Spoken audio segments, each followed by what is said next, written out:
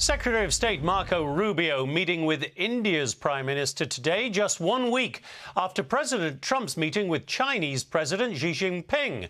But the White House also focused on Europe. The president is putting NATO on notice. Earlier this week, he announced 5,000 troops will be sent to Poland right after the Pentagon scaled back America's military presence in Europe. So that about-face comes as NATO Secretary General Mark Rutte calls on European countries to boost defense spending and buy more American-made weapons ahead of the next NATO summit. Joining me now, Kiron Skinner, former Director of Policy Planning for the State Department, also a Fox News contributor. Great to see you, Kiron. So what are we seeing here? Is this all the art of the deal with President Trump in pressuring NATO, or do you think we're seeing a genuine and long-lasting change in the relationship between the U.S. and NATO allies?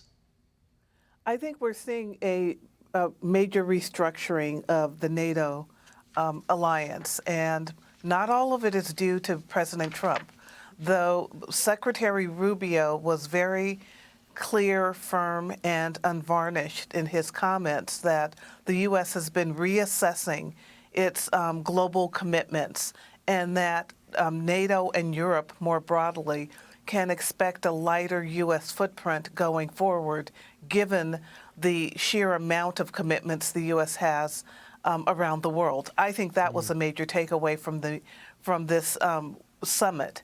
But something else is going on that's, I think, more fundamental, and that is within Europe, within the EU, and within NATO, and some countries are in both.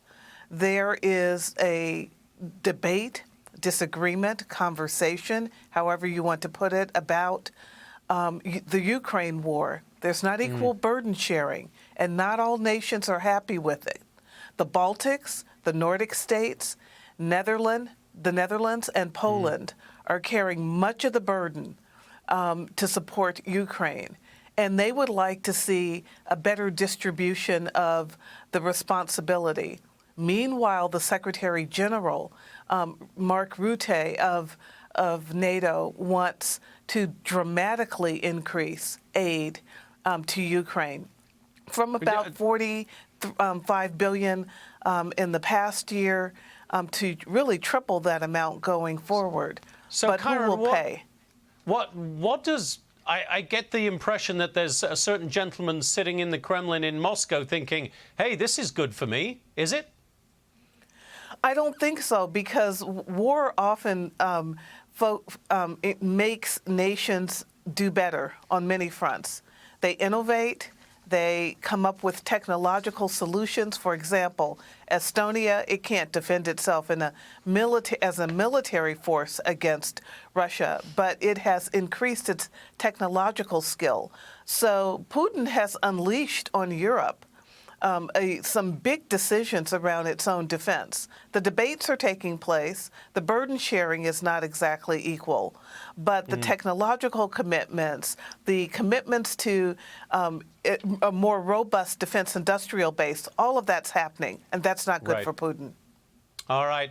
Kiron Skinner, we're a little tight for time, but thank you so much for spending part of your Memorial Day weekend with us, and come back to LA soon, Kiron. We miss you here. Thank you so much. Thank you. Be sure to like and subscribe for all the Fox News latest on YouTube, and catch full shows streaming now on Fox One.